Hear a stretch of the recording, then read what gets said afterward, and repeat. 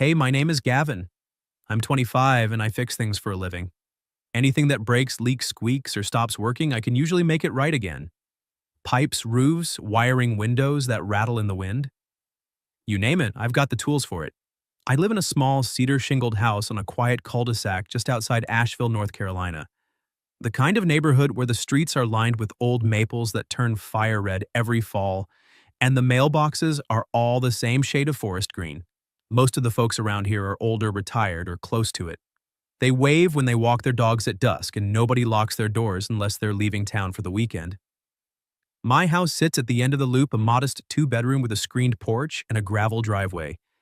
It used to belong to my grandfather. When he passed, he left it to me, no strings attached.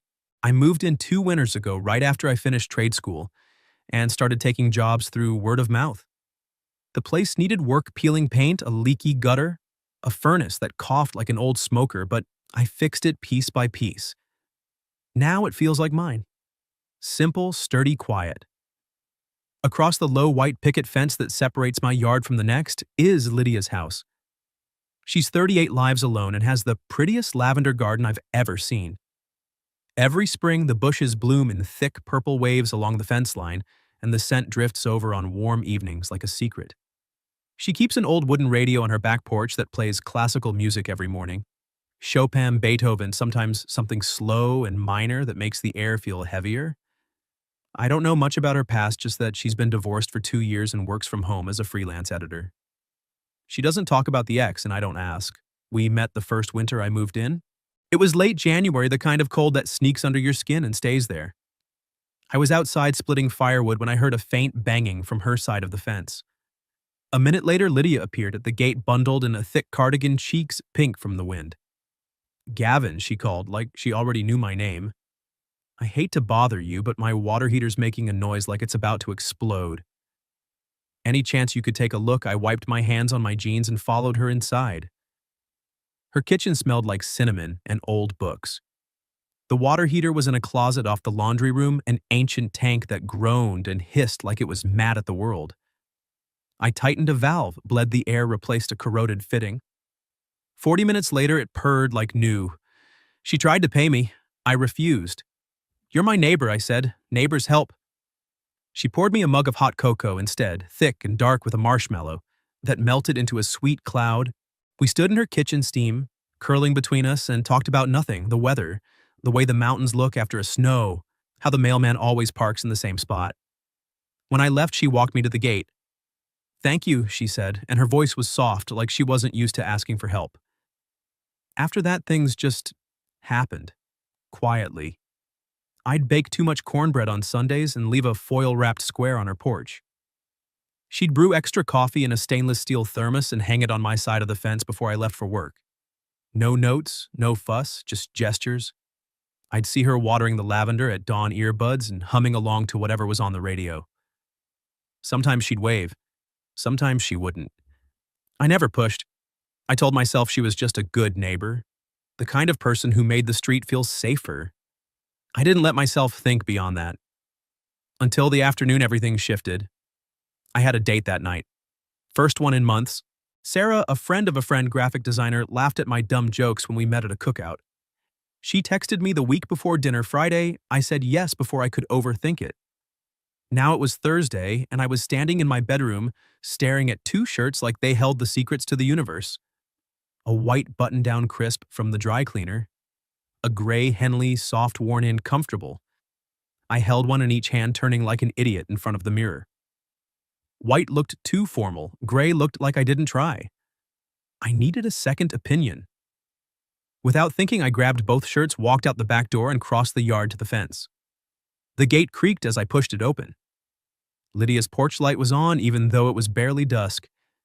I could hear faint piano music drifting from inside, something slow and wistful. I knocked. A moment later, the door opened. She stood there in a cream-colored sweater that slipped off one shoulder hair, twisted loosely at the nape of her neck. Her eyes flicked to the shirts in my hands, then back to my face. She didn't say anything, just raised an eyebrow. "Hey," I said suddenly, feeling like a kid. I need help." "Which one?" She stepped aside, motioning me in. The house smelled like vanilla and wood smoke. I followed her to the living room where a single lamp cast a warm glow over worn hardwood and books stacked in uneven piles. She took the shirts, held them up one at a time, tilting her head like she was sizing up more than fabric. After a long pause, she handed me the white one. "This," she said, "it makes you look sincere." I laughed, a short, nervous sound. "Sincere's good, right?" She didn't answer right away. Her gaze lingered on my face, something unreadable flickering behind her eyes. "Depends," she said, finally voice low on who you're trying to impress. I opened my mouth to thank her, to make a joke, to say anything, but the words caught. She looked down, fingers brushing the cuff of her sleeve. The music from the radio filled the silence, a single piano note hanging in the air like a held breath. And then, so quietly, I almost missed it, she said, "You're blind, Gavin." I blinked. "What?" She lifted her eyes to mine. They were steady, unguarded, a shade darker than I remembered. "I've liked you for a long time." The room tilted. The shirt slipped from my fingers and hit the floor with a soft thud. She didn't move, didn't take it back, just stood there waiting, like she'd finally said the thing she'd been carrying for months, and now the weight was mine to hold. Before I could speak, she turned, walked to the door, and stepped out into the evening. The gate clicked shut behind her. I stood in her living room alone, the white shirt crumpled at my feet, the echo of her words ringing in my ears like a bell I couldn't unhear. I left Lydia's house in a daze, the white shirt still clutched in one hand, like a flag of surrender. The evening air had cooled, carrying the faint scent of lavender from her garden, but it did nothing to steady the pulse hammering in my throat. Her words looped in my head, soft but sharp. "I've liked you for a long time." I wanted to chase after her, to say something, anything, but my feet stayed rooted to her porch until the gate's creak faded into silence. Back in my house, I tossed the shirt onto the bed and stared at it. Sincere. That's what she'd said. I laughed, a short, hollow sound that echoed off the empty walls. I was supposed to be getting ready for a date with Sarah, someone who didn't make my chest feel like it was caving in with a single sentence. Someone safe. Someone who didn't live 10 feet away, separated by a fence, and 13 years of life I hadn't lived yet. I showered, changed into the white shirt because I didn't know what else to do, and drove to the restaurant downtown. Asheville's lights blurred past the windshield, neon signs for craft beer, string lights over patios, couples laughing on sidewalks. I parked, checked my reflection in the rearview mirror, and tried to shake Lydia from my mind. This was just dinner. Just a chance to meet someone new. Nothing more. Sarah was already at the table when I walked into the bistro, a cozy spot with brick walls and candles flickering in mason jars. She wore a green dress, hair curled, smile bright. She stood to hug me, and I caught a whiff of her perfume, something floral, but not lavender. We sat, ordered drinks, a beer for me, a glass of red for her. She talked about her design projects, a new client, a logo she was proud of. I nodded, smiled, asked questions, but every laugh felt forced, every word like I was reading a script. "You okay?" she asked halfway through the appetizer, tilting her head. "You seem distracted." I forced a grin. "Long week?" "Sorry." She waved it off, but her eyes lingered, curious. I stared at my plate of bruschetta, the tomatoes too red, the bread too crisp. All I could see was Lydia standing in her living room, sweater slipping off her shoulder, saying those words like they'd been waiting years to escape. "You're blind, Gavin." The rest of the night dragged. Sarah was nice, funny, smart, easy to talk to when I let myself try. We split a dessert walk to her car, and she hugged me again before driving off. "Text me," she said, hopeful. I nodded, but as her taillights disappeared, I felt nothing. No spark, no pull. Just the weight of an evening I'd spent somewhere else entirely. I drove home slower than usual, windows down, the mountain air sharp against my skin. My street was dark, porch lights glowing like low stars. Lydia's house was quiet, curtains drawn, no radio humming. I sat in my truck for a minute, keys still in the ignition, staring at the fence. The thermos she used to leave for me wasn't there. Hadn't been for days, I realized. Not since before she said it. Inside, I dropped my keys on the counter, kicked off my shoes, and stood in the kitchen like I didn't know what to do with myself. The white shirt felt too tight, too clean. Too much like a costume. I peeled it off, threw it in the hamper, and pulled on an old t-shirt instead. My phone buzzed Sarah thanking me for dinner, a smiley face emoji. I stared at the screen, thumb hovering, then set it face down. Sleep didn't come easy. I lay in bed, ceiling fan, spinning lazy circles, and replayed every moment with Lydia. The cocoa that first winter, the cornbread, the way she'd hum while watering her flowers, oblivious to me watching from my porch. I told myself it was nothing, just neighborly kindness. But now her words cracked that open and I couldn't unsee it. The thermos, the smiles, the way she'd linger at the fence sometimes like she was waiting for me to say something first. I wasn't blind. I was scared. The next morning I woke to silence. No piano drifting over the fence. No clink of a thermos against my gate. I brewed coffee stronger than usual and stood at the kitchen window staring at her house. The lavender looked untouched, no footprints in the dew. I thought about knocking, apologizing, asking what she meant. But what would I say? I heard you. I'm just not sure what to do with it. Work kept me busy. A leaky faucet in an old Victorian downtown, a busted garage door in a newer subdivision. My hands moved on autopilot, wrench, tightening screwdriver, turning, but my mind was stuck on her. By noon, I was back in my truck, radio off the quiet, louder than any song. I stopped at the bakery on the corner, grabbed a loaf of sourdough, and almost left it on her porch. But I didn't. I wasn't ready. That evening, I mowed my lawn, the roar of the engine drowning out everything else. When I finished, sweat sticking to my shirt, I glanced over the fence. Her curtains were still closed. No light. No movement. I felt it then, a pang I couldn't name. Not guilt, not exactly. Something heavier. Like I'd missed a chance I didn't even know I had. Days blurred. I saw Sarah once more, coffee this time, but it felt like going through the motions. She was great, but she wasn't her. I stopped texting back. Lydia's house stayed quiet. No thermos, no radio, no lavender-scented breeze. I started waking earlier, hoping to catch her outside, but she was never there. I'd stand at the fence, hands in my pockets, feeling like an idiot. One night I tried texting her. Hey, can we talk? My thumb hovered over send, then deleted it. What would I even say? Sorry, I didn't see you. Sorry, I'm 25 and you're 38 and I don't know what the hell I'm doing. I didn't send it. Instead, I baked cornbread. Too much like always, wrapped a square in foil, walked to her porch and set it down. Knocked once. No answer. I left it there, walked back and didn't look behind me. The next morning, the foil was still there, untouched. I told myself it didn't matter, but it did. I wasn't just fixing things anymore, I was breaking them. And the one thing I wanted to fix us, whatever we were, I didn't know how to start.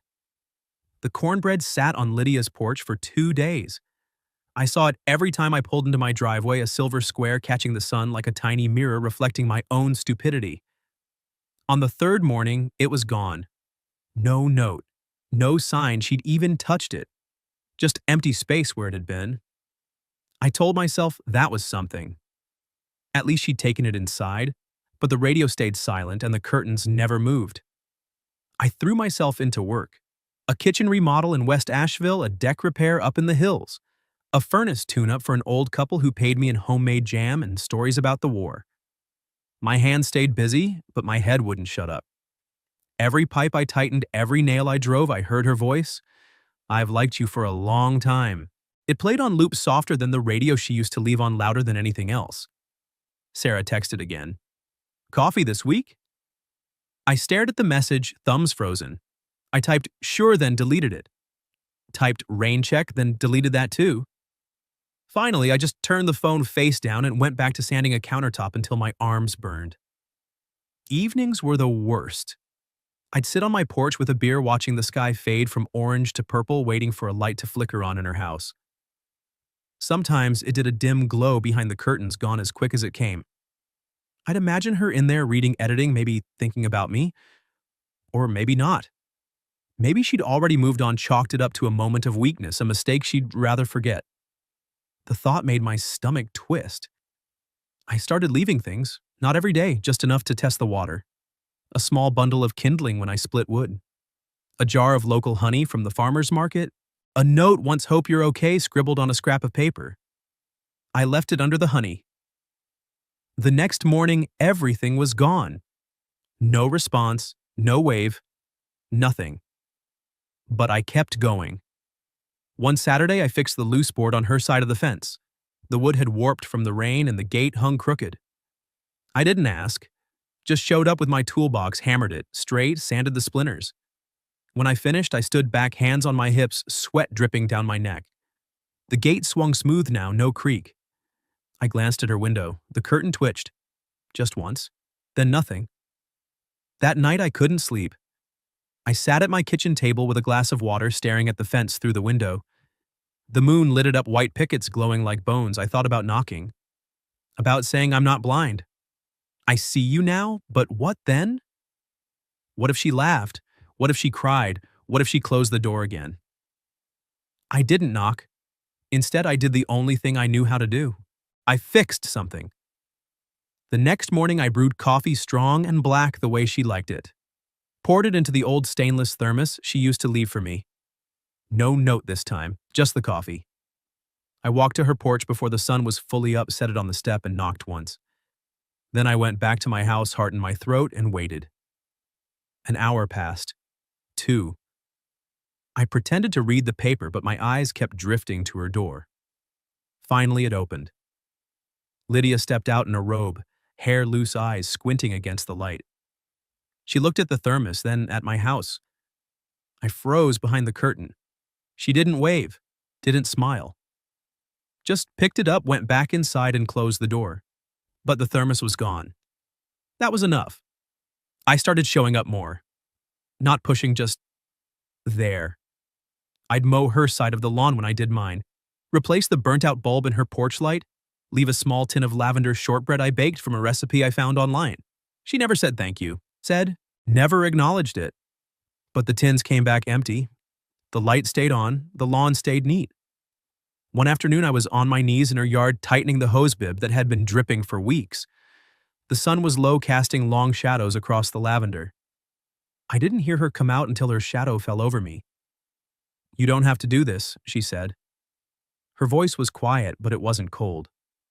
I looked up. She stood a few feet away, arms crossed, wearing an old UNC sweatshirt and jeans. Her hair was down, curling at the ends. She looked tired, but not angry. "I know," I said, wiping my hands on a rag. "I want to." She didn't respond, just watched me finish. When I stood, she was closer than I expected. Close enough to smell the faint trace of vanilla on her skin. "Why now?" she asked. I swallowed. Because I was an idiot. A flicker of something crossed her face. Not a smile, but not a frown either. She nodded once like she'd heard enough and turned back to the house. But before she reached the door, she paused. "The coffee was good," she said, without looking back. "Thank you." Then she was gone. I stood there, rag in hand, feeling like I'd just been handed a lifeline. The next day, I left another thermos. This time, when I came home from work, it was on my porch. Empty, clean, and inside, folded neatly, was the scrap of paper I'd left weeks ago. "Hope you're okay." On the back in her handwriting, "I am now." I stared at it until the words blurred. Then I smiled, bigger than I had in weeks. We didn't talk about it. Not yet. But the silence wasn't heavy anymore, it was waiting. And for the first time, I wasn't afraid to step into it. The next morning, I woke before the sun. The house was still the only sound, the low hum of the fridge and the occasional creak of old wood settling. I brewed coffee stronger than usual and stood at the kitchen window watching the sky shift from charcoal to pale gold. Lydia's porch light was off. Her curtains were open for the first time in weeks, a sliver of soft yellow glowing from her living room. I took it as a sign. I didn't leave a thermos this time. Instead, I grabbed my toolbox, walked out back, and started on the fence. The bottom rail on her side had cracked clean through, probably from the last windstorm. I'd noticed it days ago, but hadn't touched it. Now felt like the right moment. I measured, cut a new piece from scrap pine in my shed, sanded the edges smooth. The work was simple, familiar. My hands knew what to do even when my head was spinning. By the time the sun cleared the trees, the rail was replaced, the gate swinging true again. I wiped sawdust from my jeans and glanced at her window. The curtain moved. Lydia stood there, coffee mug in hand, watching. She didn't wave, but she didn't look away either. I lifted a hand in a small salute. She nodded almost imperceptibly, then disappeared. I went to work. A bathroom remodel in Biltmore Village, a ceiling fan install in a condo near the river. My phone stayed quiet. No texts from Sarah, no surprise. I hadn't reached out since the second coffee date and she hadn't pushed. I told myself it was for the best. Clean break, no mess. When I got home, the thermos was on my porch again. This time, there was something inside. I unscrewed the lid. A single lavender sprig, still fresh, tied with a piece of twine. No note, just the flower. I held it to my nose, breathed in the sharp, sweet scent, and felt something loosen in my chest. That evening, I baked shortbread. The recipe was tricky butter too soft, sugar too coarse, but I followed it step by step. When they came out golden and crumbly, I packed half into a tin and walked over. Knocked once, waited. The door opened. Lydia stood there in a faded blue t-shirt, hair damp like she'd just showered. Her eyes flicked to the tin, then to me. "Peace offering," I said, holding it out. She took it, fingers brushing mine for a second longer than necessary. "You bake, now learning," I said. Figured I should earn my keep. She almost smiled. "Come in." I stepped inside. The house smelled like lemon polish and something baking, maybe apples. The radio was on low, some violin piece I didn't know. She set the tin on the counter, opened it, and took a piece. Bit into it. Chewed slowly. "Not bad," she said. "High praise." She laughed, a small surprise sound like she hadn't meant to let it out. "Sit." We sat at her kitchen table, the same one where I'd fixed her water heater 2 winters ago. She poured coffee into 2 mugs, no cream, no sugar. We drank in silence for a minute, the kind that wasn't awkward anymore.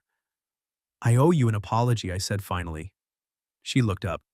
"For what? For being blind?" She set her mug down. "I shouldn't have said it like that. It wasn't fair." "No," I said. "It was true. I just didn't know what to do with it." She nodded, eyes on the table. "I didn't either." Another silence, then, "I'm not good at this," I said. "The feelings thing. I fix things. I don't talk about them." I noticed, she said, and this time she did smile. Small but real. I laughed under my breath. "Yeah, well, I'm trying." She reached across the table, touched the back of my hand just for a second. "You're here. That's enough." We didn't kiss, didn't hug, didn't make promises. But when I left an hour later, the tin was empty and the lavender sprig was on my porch, tucked under the thermos like a bookmark. The days after that fell into a new rhythm. I'd show up with my tools, fix something small, a loose cabinet hinge, a dripping faucet, a porch step that squeaked. She'd leave coffee or soup in a mason jar or a slice of pie wrapped in foil. We'd talk on her porch or mine, never long, never deep, but steady. Like we were building something out of scraps, one nail at a time. One Sunday, I was replacing the gutter on her side of the house. The ladder wobbled on the uneven ground. She came out with a second ladder, held it steady without being asked. "You'll fall," she said. "Only if you let go." She didn't. When I climbed down, she was still there, arms crossed, watching. "You missed a spot," she said, pointing to a leaf stuck in the downspout. I grinned. Perfectionist. Realist. I pulled the leaf out, tossed it into the yard. Better much. We stood there, the sun warm on our backs, the scent of lavender thick in the air. I wanted to say something, anything, but the words stuck. She beat me to it. "Dinner?" she asked. "Tonight. My place. I'm making lasagna." I nodded. "I'll bring dessert," she smiled. "You better." That night I showed up with a store-bought cheesecake and a bottle of red. She opened the door in a simple black dress, hair down barefoot. The house smelled like garlic and oregano. We ate at the table, no radio, just the sound of forks on plates, and the occasional laugh when the cheese stretched too far. After dinner, we sat on her porch swing. The sky was clear, stars sharp. She leaned back, feet tucked under her. "I used to hate this swing," she said. "My ex bought it. Said it was romantic. I thought it was ugly." I looked at it, old wood, faded cushions. "It's not so bad." She nudged me with her shoulder. "You're easy, only with you." She was quiet for a minute. "Then I was scared, that night. When I said it." "I know." "I thought you'd run. I almost did." But you didn't. No, I said, I didn't. She turned to face me. Why I met her eyes? Because you're worth staying for. She didn't cry, didn't kiss me, just leaned her head on my shoulder and we sat there until the stars faded and the crickets went quiet. 3 months slipped by like pages in a book you don't want to end. We never put a name on what we were. No labels, no announcements, no big talks about the future. Just mornings and evenings stitched together with small, deliberate acts. I'd wake to the low murmur of her radio drifting over the fence, Chopin or Debussy, never loud enough to wake the neighbors, just enough to remind me she was there. I'd cross the yard with my toolbox before the dew burned off the grass, fix whatever needed fixing, a shutter that rattled in the wind, a garden gate that sagged, the porch light that flickered when the humidity rose. She'd appear with 2 mugs of coffee, black no sugar, and we'd drink them on the steps while the sun climbed. Some days she'd be at her desk, headphones on fingers, flying across the keyboard editing manuscripts for authors I'd never heard of. I'd wave through the window and keep working. Other days she'd be in the garden, knees in the dirt, lavender dust on her jeans. I'd hand her the hose when her arms got tired. She'd smile without looking up. Evenings were ours. I'd grill steaks on my rusty Weber, carry the plates over the fence. She'd set the table on her porch, mismatched china cloth napkins, a candle stub in a jelly jar. We'd eat while the sky turned peach and indigo, talking about nothing urgent, the way the mountains looked after rain, the new bakery downtown, the stray cat that kept sneaking into her shed. Sometimes we didn't talk at all, just sat shoulder to shoulder, the swing creaking under us, her bare foot brushing my ankle. One Sunday in late September, the air crisp enough for sweaters, I found her in the garden pruning the lavender. The bushes were heavy with blooms, purple heads nodding in the breeze. I leaned on the fence, coffee in hand. If I asked you about the shirt again, I said the white one, what would you say? She didn't look up, just kept snipping. I'd say the same thing. It makes you look sincere. I grinned. And if I asked what you're wearing to walk with me today? She set the shears down, wiped her hands on her jeans, and finally met my eyes. Jeans. This old sweater. Boots if the path's muddy. She tilted her head. Why? Where are we going? Nowhere, I said. Just around the block. Maybe to the creek. Wherever you want. She smiled, slow and warm, the kind that started in her eyes and settled everywhere else. Give me 5 minutes. We walked the loop of our street, past the maples, just starting to turn past the mailboxes and the sleeping dogs behind picket fences. She slipped her hand into mine like it had always belonged there. We didn't speak much. Didn't need to. The silence was easy now, the kind that holds more than words ever could. When we got back, the sun was low, painting the fence gold. She stopped at the gate, turned to face me. I used to think love had to be loud, she said. Fireworks, grand gestures. But this? She gestured between us, the fence, the houses, the quiet. This is better. I nodded. It's enough. She leaned in, kissed me, soft and slow, tasting like coffee and September air. When she pulled back, her forehead rested against mine. You're not blind anymore, she whispered. No, I said. I see you. We stood there until the porch lights flickered on, up and down the street until the first star appeared. Then we walked through the gate side by side, the lavender brushing our knees, the radio humming something soft and old. No promises, no plans, just the next morning and the one after that. And for the first time in my life, that was everything.